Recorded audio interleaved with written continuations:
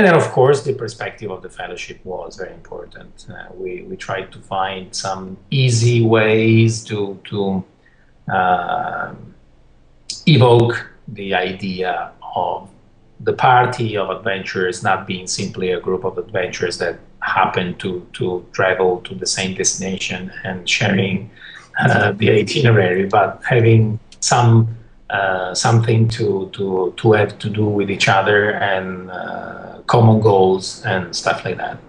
So there's basically one important mechanic, and it's one of those all-encompassing thing. Fellowship rating of the group is easily found in the game, and it's basically the way how characters refresh their main resource in the game. So that's based on the group and the way you build the group, even if it's still quite simple, not a complex formula to use.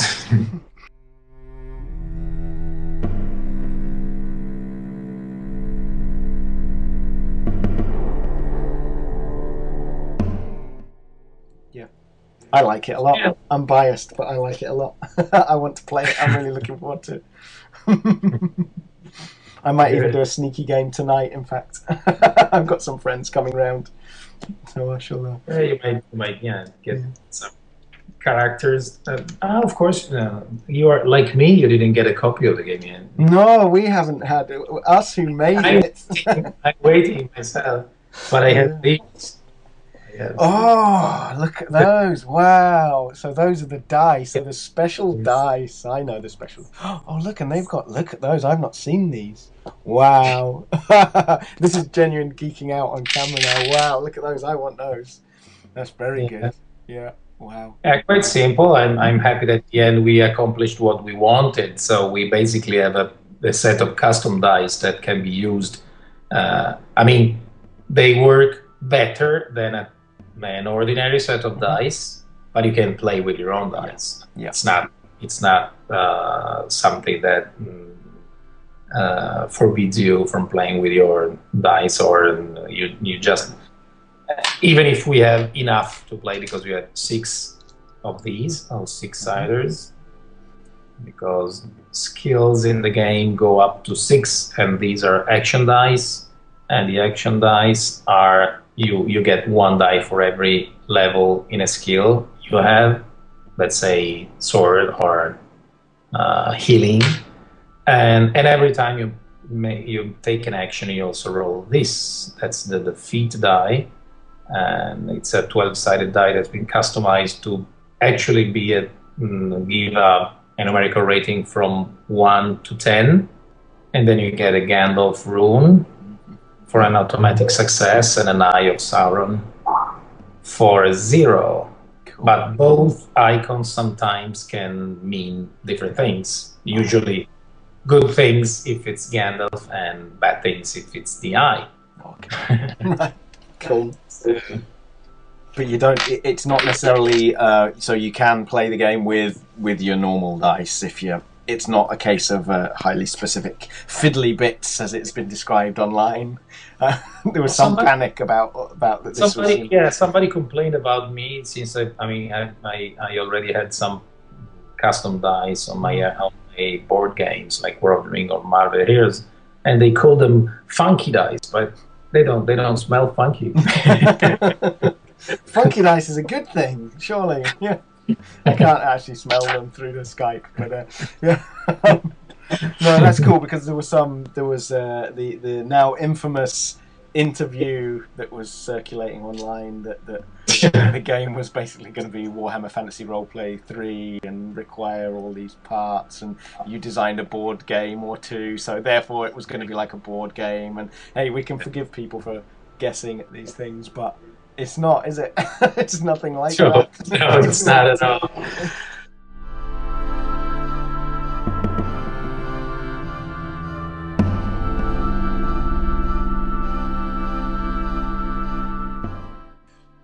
Well, in the very, very beginning, we thought we might exploit some of the production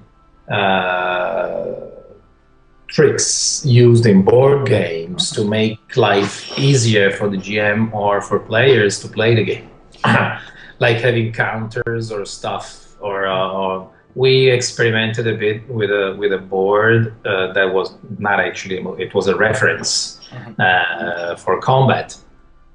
But first, we actually realized that they were just something that you didn't actually need. Because we didn't go the whole distance like Warhammer 3rd edition, where you actually need those elements, like the cards and stuff. I didn't play the game, so I can't say if it's a good thing or not. Seems good. Yeah. Looks good. I've not played it myself either, so we should make that clear in case we accidentally have an opinion. Yeah. But then again, when we started an early playtest, well, we had an assorted number of bad reactions, and many of them were towards the possibilities of finding board gaming elements in the game.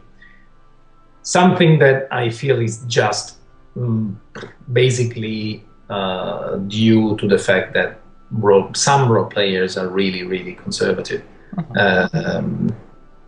Like, I mean, everything that strays a bit from what's considered canonical really turns on a red light for them. And I'm not in that, I don't share that point of view, but I can see where they're coming from. So in the end, we attempted a few strange things that people will find about, like the way encumbrance is dealt with in the game, or wealth. But everything comes not from my experience as a board game designer, not at all, but much more from my experience as a role player. So I tried to take away what I thought in my experience was not needed, but mainly it comes from what the sources describe as important or necessary. So if something was not in the books, basically it's not in the game. So, for example, Tolkien barely mentions money in either The Lord of the Rings or The Hobbit. So we tried to reproduce that. We didn't want to have players counting pennies and coins between adventures, because the characters in the books actually do not. No, they don't do that. No. So that's that was one of the points. So in the end, I can't say, I don't think there's anything in the game that can be considered to be due to my board gaming, my design. Your terrible past as a board games designer, apparently. Yeah.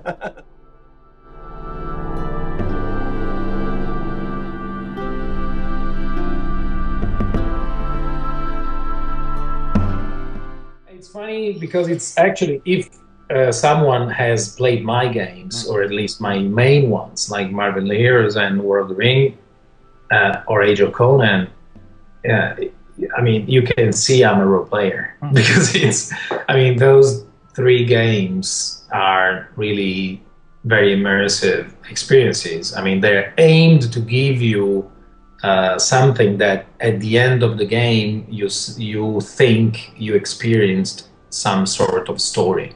So it's not, for example, as I am concerned, they work very badly in a tournament environment. Yeah, sure. Because that's not the way they're supposed to work. They work in a way, they are designed to work in a way that even if you lose, you don't care, because you took part in the telling of something. So, and that's due to the fact that I've been really a role player first and foremost. I want to get my immersion out of a game. So that was.